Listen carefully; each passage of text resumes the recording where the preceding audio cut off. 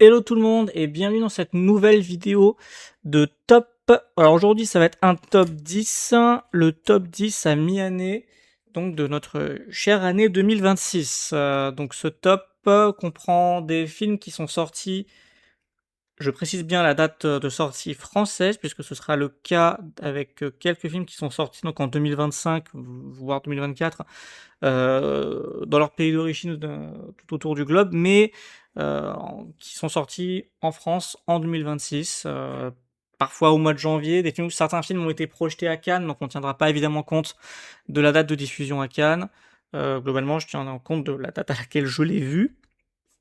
Donc voilà, entre janvier et juin 2026, on en fera également un qui traitera de euh, juillet à janvier, et on fera un top global. Les films, du coup, le top pourra bouger, le classement pourra bouger selon mon humeur, non, selon mon ressenti, et surtout le temps que les films se fassent un chemin un peu dans ma tête, et le temps qu'on digère les films, parce que bah, voilà, on regarde un film, on a un classement qui se fait à chaud, enfin je dis à chaud, entre janvier, ça fait déjà un certain bout de temps, mais voilà, ça reste quand même assez récent, et puis parfois on change d'avis, les classements s'entrechoquent, donc ça peut bouger. C'est aussi intéressant de voir à quel point tout ça est changeant.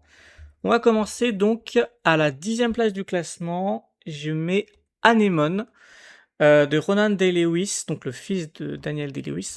C'est son premier film en tant que réalisateur, et pour son premier film, il se paye le luxe de faire sortir son illustre père de la retraite. Alors j'ai eu la chance de voir Anémone en avant-première, donc bah, c'est pas grave, ça marche, hein, je l'ai vu plus tôt, mais quand même en 2026. Mais en présence du coup de Daniel Day-Lewis, et ce fut une expérience pour le moins intense. Le film il est pas sans défaut, hein, surtout au début qui est un petit peu lent, mais sa performance est juste renversante. Parce qu'il arrive à nous captiver même à travers de longs monologues et des récits d'une ancienne vie, d'une autre vie. Sa voix et sa performance est vraiment genre, captivante.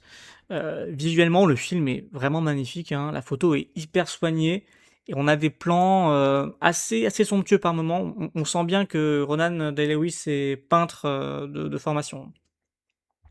La BO est aussi nickel, ce qui donnera lieu à une très bonne scène de danse entre Daniel Day-Lewis et Sean Ben, qui est aussi présent au casting.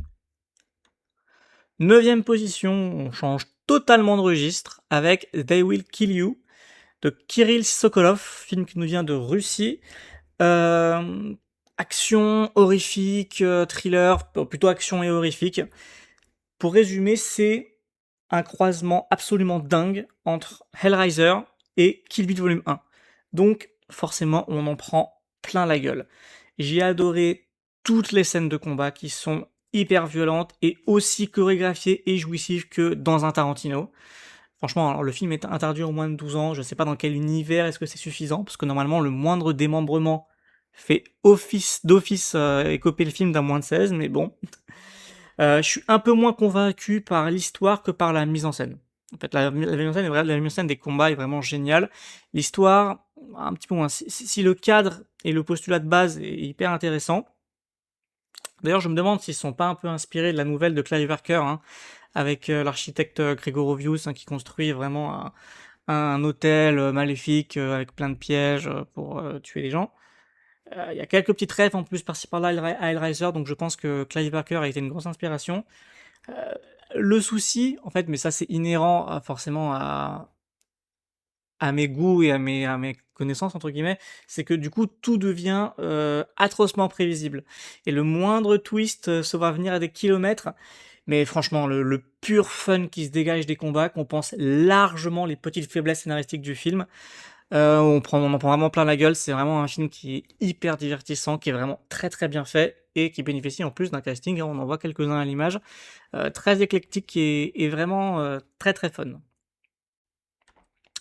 En 8e position, j'ai mis Good Luck Have Fun Don't Die de Gore Verbinski, qui est en fait très connu pour avoir réalisé la trilogie originale de Pirates des Caraïbes. C'est un film qui est assez inclassable et dont je vais pas parler trop du scénario pour pas trop le spoiler.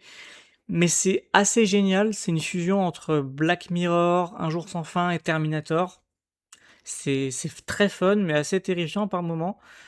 C'est très très bien mis en scène et c'est super bien joué, hein. Vraiment, Sam Rockwell et Juno Temple sont exceptionnels. J'ai retiré une étoile sur mon classement Letterboxd, je sais que je l'ai mis 4. J'ai retiré une étoile pour les quelques plot holes et le twist que vous allez. Il y a un twist, il y a plusieurs twists dans le film, il y en a un que vous allez deviner sans aucun problème si vous avez déjà vu n'importe quel film à suspense, ever. Mais pour ce que ça raconte, qui est quand même très actuel, je n'attendais pas grand chose. C'est un film qui paraissait hyper complexe, hyper fourre-tout sur le papier. Et franchement, j'ai passé un super bon moment. En 7ème position, j'ai mis The Drama. Bon, pas besoin de mettre le titre, l'image et le casting se suffit à lui-même. The Drama de Christopher Borgli. Franchement, rien que pour Zendaya et Robert Pattinson, qui sont absolument au top du top de leur talent, surtout Pattinson, ça vaut le coup de se laisser tenter. Je sais que le film avait fait polémique et continue de faire polémique de par ce que ça raconte. Mais moi, justement, sur ce que ça raconte, j'ai trouvé le film hyper intéressant. De ce qu'il raconte, surtout sur notre époque et sur comment s'organisent et se vivent les relations à notre époque. Côté de mise en scène, pareil, le film a tout pour me plaire, vraiment, c'est soigné, ça questionne le réel, ça questionne le spectateur. Il y a des petites références discrètes à Blue Velvet et même à Inception, donc vraiment c'est top. On peut lui reprocher un peu sa retenue et le fait que on sent qu'il se censure un peu, qu'il pourrait aller plus loin, mais qu'il ne va pas aussi loin que peut-être la mise en scène nous faisait espérer. Voilà, mais je pense vraiment qu'il a voulu éviter la comparaison avec Feston ou avec The Square. Donc, en soi, on pardonne. Franchement, nickel. En 6ème position, alors j'en ai déjà parlé dans ma vidéo sur le top du mois de juin, c'est The Furious. Franchement, si vous avez aimé The Raid, si vous aimez les films d'action hyper bourrins, mais aussi hyper millimétrés, la mise en scène est hyper soignée, foncez, c'est un des meilleurs films d'action ever. En 5ème position, j'ai mis Send Help de Sam Raimi, que j'adore, hein. Sam Raimi et Send Help. Hein. Et bah, Sam Raimi nous montre encore une fois de plus sa maîtrise totale de la mise en scène et du mélange des genres. On est sur un film d'aventure, sur une satire sociale, une comédie noire, il y a de l'horreur. Le film joue habilement sur tous les tableaux. Même si, petite précision, le marketing a été un peu maladroit. En nous vendant uniquement le côté horrifique, le film est vraiment pas que ça. Hein. C'est peut-être même le genre qui est le moins représenté. Si vous vous attendez à un film d'horreur pur, à la Evil Dead, il y aura des références à Evil Dead, hein. Mais Sam Raimi, Evil Dead, etc., vous risquez d'être déçu. Vraiment, il faut prendre le film comme il est, comme un ensemble, un patchwork de mélange de genres. Voilà, c'est pas uniquement un film d'horreur. Rachel McAdams, elle est superbe, hein, vraiment alliant humour et cruauté. Dylan O'Brien aussi, hein, en patron insupportable. Hein. Et en tant que fan de Sam Raimi, forcément, bah, on apprécie les petites refs à Evil Dead et aussi à Spider-Man. En 4ème position, The Sound of Falling, ou Les Échos du passé, en français, de Masha Chilinsky, j'espère que je prononce bien. Ah, c'est une vraie claque, hein, ce film, hein, pour le coup. C'est un vrai pur film de mise en scène, mais pour une fois, n'est pas exempt d'un scénario intéressant et bien exploité. L'atmosphère est hyper pesante du début à la fin, et bon, comme son nom l'indique, hein, le travail sur le son est juste incroyable. Le seul petit bémol que je pourrais mettre, c'est vraiment un tout petit bémol, c'est côté interprétation. Alors non pas du côté des enfants et des ados, puisque le film se passe du coup sur 3 générations, on verra des enfants, des adolescents grandir, il y aura des parallèles qui se feront entre les époques. Je trouve que les enfants et les ados, ils sont hyper bien, ils sont hyper convaincants. C'est plutôt du côté des adultes que je les trouve assez insipides. Peut-être que les acteurs sont pas professionnels. Le côté insipide, peut-être que c'est voulu pour faire ressortir la performance des enfants. En tout cas, je trouve qu'il y a quand même un écart qui se crée. Et en tout cas, c'était un très beau prix du jury 2025. C'était très mérité. On entre maintenant dans le top 3. Et en top 3, j'ai mis La Vénus électrique de Pierre Salvadori.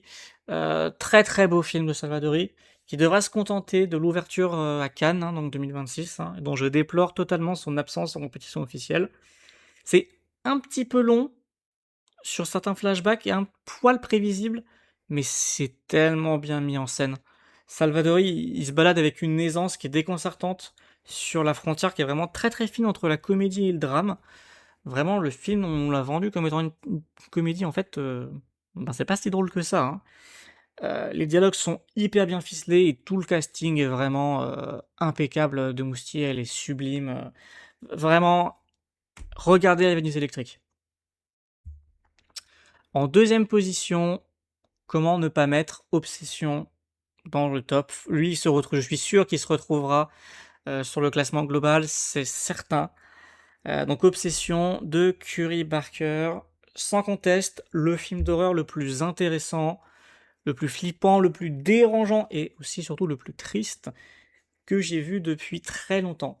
La performance d'Indy Navarrete est absolument démentielle, c'est bien écrit, globalement c'est très bien mis en scène, même si le film se bat par moments avec les tics du studio Blumhouse, hein.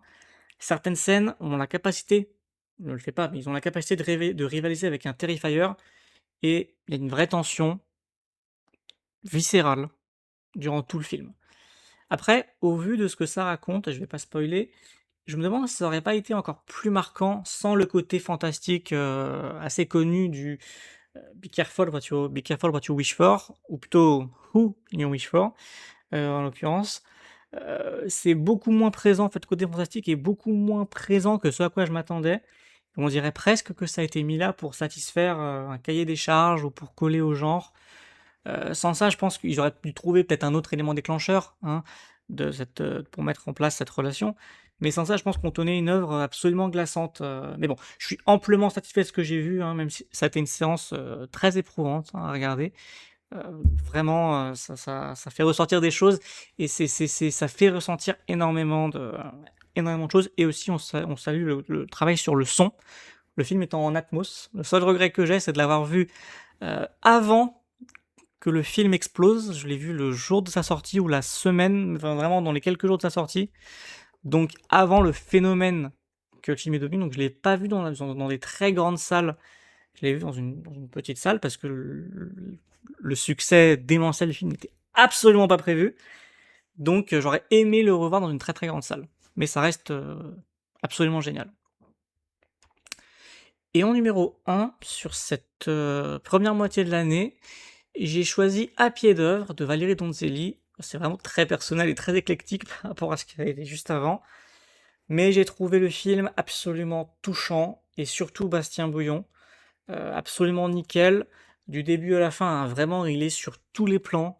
La mise en scène de Donzelli, elle est sobre, elle est précise, et le scénario, moi, me touche tout particulièrement. C'est-à-dire à quel point le sacrifice un homme est prêt à faire pour vivre de son art et plutôt pour faire vivre son art dans la société actuelle avec toutes les difficultés que ça entraîne. Le film est absolument déchirant et moi, il m'a énormément touché quand je l'ai vu en salle. Je l'ai revu après, plus tard, et l'impact est toujours le même. Donc, peut-être que j'abuse un peu avec la première place, peut-être que c'est plutôt Obsession qui méritait, mais ce film m'a presque plus impacté encore qu'Obsession. Voilà pour ce top 10 à mi-année, j'espère que ça vous aura plu.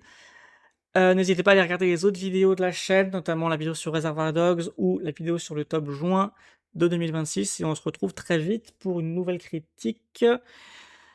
Et ce sera Following qui devra arriver, je pense, dans pas si longtemps. À plus tard.